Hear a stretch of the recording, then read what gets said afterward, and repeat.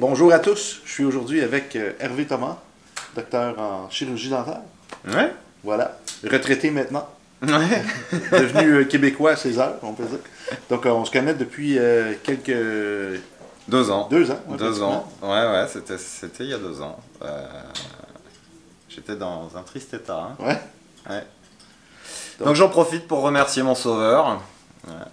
C'est pour ça qu'on a entretenu des liens étroits, c'est que j'étais vraiment mal en point et même si je comprends pas tout ce qu'il fait, ben voilà, ça a eu un effet formidable sur mon état et sur ma santé et je lui en suis particulièrement reconnaissant. Merci. J'aimerais ça que tu parles un peu de ton histoire parce que, bon, plusieurs personnes qui suivent, surtout nos étudiants, parce que tu as donné des formations avec nous aussi, très brillant comme personne. Mais pour monsieur, madame, tout le monde, peut-être qui ne connaissent pas, qui sont moins attirés par le contexte formation, j'aimerais ça que peut-être tu racontes un peu ton parcours, parce que c'est quand même vraiment intéressant ton parcours de vie, parce que tu es devenu inventeur en cours de route. Donc, je trouve ça fascinant un peu comment que la vie, c'est une espèce de cercle de continuité, puis il y a toujours des nouveaux événements qui font qu'on transforme un peu de tout ce qu'on fait au final pour produire des petits miracles, je pense, comme tu as fait, puis ça serait intéressant que les gens te connaissent un peu.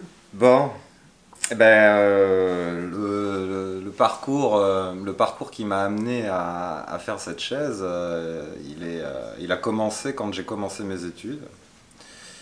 À l'issue de la première année de médecine, j'ai fait le choix de faire chirurgie dentaire pour devenir orthodontiste. Et mon père est dentiste, ma mère est orthodontiste. Donc, quand j'ai démarré mes études, mon père m'a donné le deuxième bouquin de Michel Clausade, enfin à ma connaissance, qui était le gros pavé, le concept ostéopathique de l'occlusion dentaire. Et ils m'ont dit, c'est avec ce regard que tu dois faire tes études. Ils t'ont sauvé beaucoup de temps en fait. Donc voilà, j'avais à peine commencé à apprendre à soigner les caries que j'étais déjà dans la posturo et l'ostéopathie. Et donc pendant mon cursus initial, je me suis intéressé et j'ai fait en parallèle des certificats, des formations, des diplômes en physiologie générale, en anatomie générale, en morphogénèse. J'ai fait un diplôme préparatoire à la recherche biomédicale et puis je me suis vraiment passionné pour comprendre les mécanismes, tous les mécanismes qui influencent le développement des mâchoires et de la dentition. C'est une grande porte en fait pour l'homme. On se nourrit, on communique par la bouche. Tout est rattaché aux mâchoires. C'est très limitatif. Juste percevoir la bouche comme des caries ou l'esthétique au niveau de la bouche, c'est tellement incroyable. Là, Ouais, ça va bien au-delà. Ouais. Ça va bien au-delà. Et puis, donc j'ai eu la chance de faire mes études à Nantes. Alors une chance parce que du coup j'ai reçu l'enseignement du professeur Jean Delair par lui-même et par ses disciples. Écrit avec Clausade, je crois, Jean Delair, c'est possible? Jean Delair, il a soutenu les considérations de Clausade à l'époque. Ouais, okay. Parce que Clausade a été le premier à parler de posturologie, d'ostéopathie chez les chirurgiens dentistes. Et il a été beaucoup décrié, quoi. C'était dans les années 80. Les nouvelles idées sont toujours très bien reçues. Hein? Et si tu veux, à cette époque-là, il a été défendu par Delair. Et donc, voilà, Delair était aussi quelqu'un qui était extrêmement en avance à son époque, qui a mis en évidence beaucoup de choses. Et il y a une autre personne, c'est le professeur Jacques Tallemant, avec lequel j'ai eu la chance de pas mal travailler. Qui lui était vraiment focalisé sur l'impact de la respiration sur le développement des mâchoires. Et donc c'est comme ça que j'ai aussi énormément travaillé sur la respiration. Et j'en suis arrivé à comprendre que finalement la respiration et la posture c'était vraiment deux phénomènes intriqués. C'est pour ça que mes derniers travaux universitaires de thèse et de mémoire c'était la dynamique posturo-respiratoire. Donc le temps a passé, j'ai exercé en clinique et, et j'avais beaucoup de mal, enfin avec le temps, j'ai eu de plus en plus de mal à accepter le fait de soigner les gens, enfin, de soigner les gens entre guillemets, finalement de ne pas les soigner, de masquer un symptôme sans en traiter la cause. Mhm. Hein, parce que les gens, ils arrivent avec les dents de travers ou des mâchoires qui se sont mal développées. Ils te disent, docteur, je vous paye, remettez-moi ça en ordre. Mhm. Et si tu leur expliques, non mais attendez, vous voulez pas comprendre, savoir pourquoi, et puis corriger ça. Et là, c'est beaucoup plus compliqué en fait.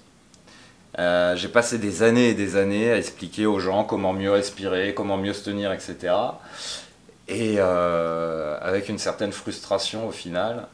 Dans la mesure où aujourd'hui les gens ils veulent bien payer pour un service, mais si tu leur demandes de faire un effort, c'est beaucoup plus compliqué. Ouais, en société, on n'est pas responsable de notre santé. C'est toujours la génétique, c'est toujours. Voilà. C'est pas de ma faute, on n'a pas le choix, on est bien obligé. Mhm. Et puis donc dans cette logique-là, je me suis dit bon, faut que j'arrête de gaspiller mon énergie. Et c'est là que je me suis dit, il faut trouver un truc pour aider les gens à mieux fonctionner, sans que ça leur demande d'efforts, ou trop d'efforts. Et c'est comme ça que j'ai d'abord développé la ceinture posturo-respiratoire. Avant la fameuse chaise. Il est arrivé à sa surprise, il a parlé de la chaise, mais c'était imprévu, garçon. Donc j'ai commencé par la ceinture, et puis j'étais déjà très très très enthousiasmé de cette ceinture, qui est un super produit, qui améliore la posture, la respiration, etc. Mais qui ne traitait pas encore vraiment la cause à la racine. Si tu veux, avec la chaise, on est allé encore plus loin, c'est-à-dire que vraiment ce que j'ai compris, c'est que à l'origine de beaucoup de souffrances humaines, et dont celles qui favorisent les troubles du développement orthopédique, les malformations, que ce soit au niveau du dos ou au niveau des mâchoires, sont pour la plupart associées à un trouble respiratoire, à une dysfonction posturo-respiratoire qui est catalysée, qui est favorisée par le fait d'être assis tous les jours, plusieurs heures, et dès le plus jeune âge. Ouais. Voilà. Assis en indien comme ça permet quand même meilleur positionnement. C'est moins pire, mais ça reste pas l'idéal, parce que tu as toujours une bascule du bassin qui vient t'annuler la lordose lombaire. Ouais. Tu parlais du développement de la mâchoire lié à la respiration. On peut aller encore plus loin en parlant de l'os phénoïde avec les trous nasaux, tout le mouvement qui va se faire au niveau de la boîte crânienne.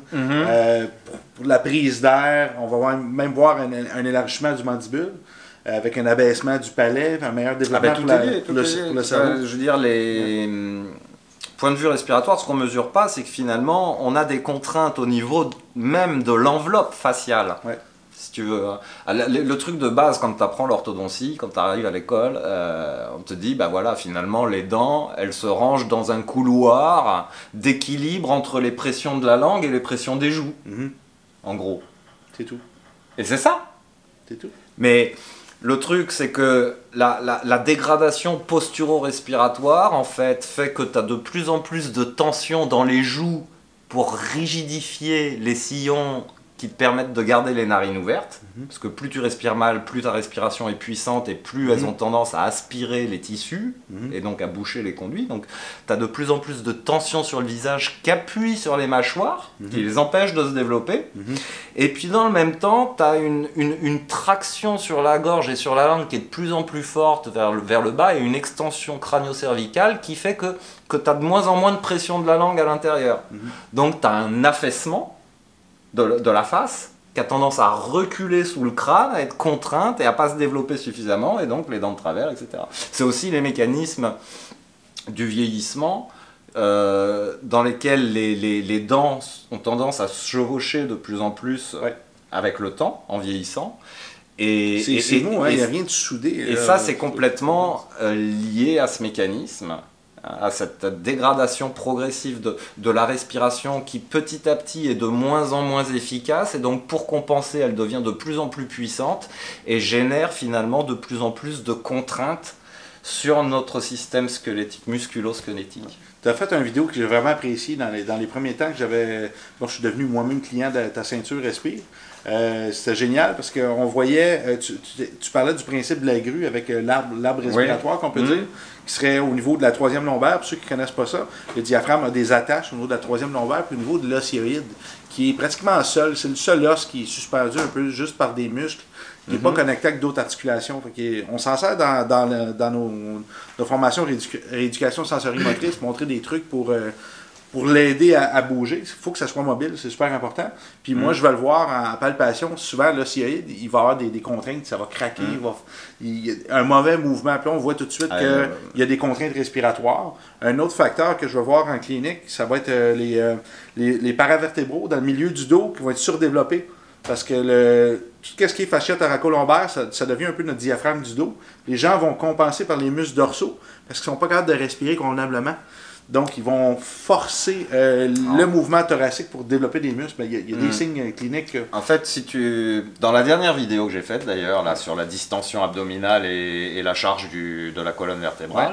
Ouais, il est génial. Allez justement, voir, tu comprends bien comment finalement cet affaissement progressif du corps, en fait, si tu veux, la tête, elle est posée sur le système de la grue.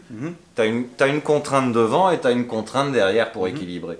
Et en fait, quand tu as un affaissement de la partie frontale du tronc, quand l'abdomen se distend, que la cage thoracique s'affaisse et que le diaphragme est de plus en plus aplati. Allez voir mes photos, vous allez comprendre le mécanisme. T'as la tension qui est de plus en plus forte, et par conséquent, t'as la contre-charge derrière qui est aussi de plus en plus forte. Et ce qui fait que la tension musculaire du dos est beaucoup plus importante. Voilà. En fait, ce qui n'est pas tenu par la sangle abdominale, finalement, c'est les muscles du dos qui doivent le retenir. Oui, exactement. En gros, c'est la raison pourquoi ils vont avoir un surdéveloppement de ces muscles-là. Ça va être très évident. Vous couchez la personne sur le ventre, vous allez voir, le dos est anormalement développé. Ce n'est pas nécessairement des personnes qui sont musculaires à la base, ils sont juste développés de là. Donc, les tissus vont moins bien bouger aussi. Si on veut aller un petit peu plus loin, on parle beaucoup, c'est des sujets qui sont très fréquents, et que les gens ont du mal à traiter, par exemple les problèmes de bruxisme. Ce qu'il faut comprendre, c'est que les dents. Plus tu as la tension devant, et ça c'est vrai dans la verticalité, c'est dans la posture debout, plus tu as une tension qui est importante devant, plus la tension est forte derrière. Mais entre les deux, qu'est-ce qui fait le lien? Ce sont les muscles des mâchoires qui font le lien mécanique entre devant et derrière. Parce que ce qui tire devant, ça tire sur la mâchoire. Et donc tu as un niveau de tension au niveau des muscles des mâchoires qui est anormalement élevé quand tu es dans la verticalité. On se fait tracter vers le sol. Et du coup, ton système, à partir du moment où tu es allongé, il ne comprend plus ce qui se passe. Et donc la tension, les muscles mastificateurs, élévateurs de la mandibule, qui sont habitués à être dans un niveau de tension qui est bien plus élevé que ce qu'il devrait être, du coup, alors que quand tu t'allonges, il n'y a plus la tension, et du coup, il y a ce phénomène de bruxisme. C'est spasmatique, un peu, comme on pourrait dire, dans ta vision du truc? C'est un niveau de contrainte. C'est une question de niveau de contrainte. Plus. On sait que les muscles vont toujours s'adapter entre la tension d'un fascia et d'un muscle. Des fois, il y a des petites incohérences comme ça qui se glissent dans le système. Puis ils essaient de se normaliser, mais la difficulté à paramétrer ces tensions. C'est ça. C'est ça. On pourrait dire un spasme. Il y a d'autres visions, par exemple, aussi qu'on peut parler de. On ne veut pas réduire ça à seulement cela. Il y a des gens qui vont faire du bruxisme seulement par anxiété, c'est-à-dire une peur non rationalisée. Ils vont vivre, ils se rongent de l'intérieur, ils vont vivre certains stress, certaines peurs. Puis ça va souvent surgir le soir quand ils sont seuls avec eux-mêmes. Ils vont commencer à frotter les dents, puis les gens qui sont plus stressés, ils vont serrer les dents. Puis ça, nous, en neurologie fonctionnelle, ce qu'on va dire, c'est plus une surcharge du mésencéphale pour vous amener là-dedans. Dans les autres capsules, on en parle beaucoup. On voit qu'on a des opinions diverses sur le sujet, mais Oui, non, mais c'est multifactoriel. C'est ça. Mais si tu veux, voilà, c'est juste pour dire, c'est une explication mécanique qui est très simple et basique, facile à comprendre, quoi. Je veux dire, c'est un lien mécanique et plus il est sollicité, plus il est habitué à supporter un niveau de charge élevé, et bien plus il se met en tension facilement. En fait. Moi, je suis pas dur à convaincre. Je dis toujours que le corps, c'est structurel, biochimique, émotionnel, énergétique. Donc, je vais parler un petit peu du côté émotionnel. Ça, c'est le côté structurel. On peut parler du côté biochimique parce qu'on peut avoir un parasite qui fait qu'on, dans le système digestif, il va y avoir des tendances à bruxisme. Tous les concepts sont à prendre en charge. Puis, en ce moment, on essaie de se spécialiser là-dedans à l'Institut Neuroperformance, qu'on ait le plus de contenu possible sur tous ces sujets-là pour rien laisser de côté, justement, à la clinique. Ceux qui sont pas abonnés à la page, il y a un petit piton aussi, abonnez-vous. Peu importe où, cliquez like, partagez, ça prend 2 petites secondes parce que je crois que ça peut intéresser beaucoup de gens. Je vous invite, tu es sur quelle page en ce moment aussi? Instagram, Facebook? Alors on a la chaise Thomas qui est sur Instagram, Facebook. Tout collé, pas de point, la chaise Thomas. La chaise Thomas tout collé. Super. YouTube aussi. Mais des vidéos un petit peu plus techniques. Là, je suis en train de, avec la vidéo sur la distension abdominale, c'était la première partie. Il va y avoir plusieurs petites vidéos comme ça. Et puis, là, je traite de manière accessible, vraiment point par point, les éléments clés qui sont vraiment importants à mes yeux pour bien comprendre toute la logique incluse là-dedans. D'un point de vue orthopédique, d'un point de vue morphologique, d'un point de vue énergétique. Quand je parle d'énergétique, c'est pas l'énergie subtile, c'est l'ATP de nos cellules, la rentabilité énergétique de la respiration et de l'oxydation des nutriments qui génèrent notre énergie cellulaire qui est l'ATP. Ça serait, on peut dire, énergétique humaine. Là, ça serait un mix. Dans mon jargon, à moi, entre structure et biochimie, mais il y a l'énergétique, comme il parlait des corps subtils, un peu plus au niveau de l'acupuncture, les méridiens, les chakras, d'autres choses. C'est pour ça que je fais la d'autres distinction. systèmes, quand même, qui existent. Et puis, donc, des petites vidéos très orientées sur des points clés. Et puis, à l'issue de cette série de vidéos, je ferai une vidéo de synthèse en expliquant tous les liens, comment tout ça t'emmène dans un cercle vicieux finalement qui génère de la souffrance. Et des solutions, évidemment. Mais tu vois, moi ça fait 20-25 ans que je travaille sur le sujet, sur tout ça, que ça me travaille, que ça avance, que ça a évolué. Ça n'a pas de sens d'en parler tant que tu n'as pas une solution à proposer, ou à moins que ce soit pour chercher la solution. Mais effectivement, voilà. Sinon, il faut écouter la télévision. Aujourd'hui, en fait, voilà, maintenant qu'on a apporté la solution, je voudrais expliquer aux gens et sensibiliser vraiment sur voilà, ça choque les gens quand je le dis, mais je le dis. Moi, je considère que la position assise, c'est une véritable maltraitance et je pense que c'est vraiment un scandale d'imposer à nos enfants et aux gens qui travaillent d'être assis pendant plusieurs heures par jour. Voilà, j'ai ça au fond du cœur et on va pas me l'enlever. Je crois qu'on va en reparler dans une autre capsule de ce sujet-là. C'est génial. Vous avez compris que si vous voulez comprendre toutes ces capsules-là, puis vous voulez voir la grande finale en même temps, il faut comprendre les petits segments pour avoir une bonne vue d'ensemble. Inscrivez-vous sur nos pages. Même chose pour le Dr Thomas. Super intéressant, super pertinent. Il n'envoie jamais aucune information pour le plaisir. Il est très discret dans ses posts, mais quand il poste quelque chose, c'est excessivement pertinent. Donc, au plaisir d'avoir vos commentaires et de voir les partages en même temps. Ça nous fait un chaud au cœur de voir l'intérêt pour ces sujets-là, qui est la santé.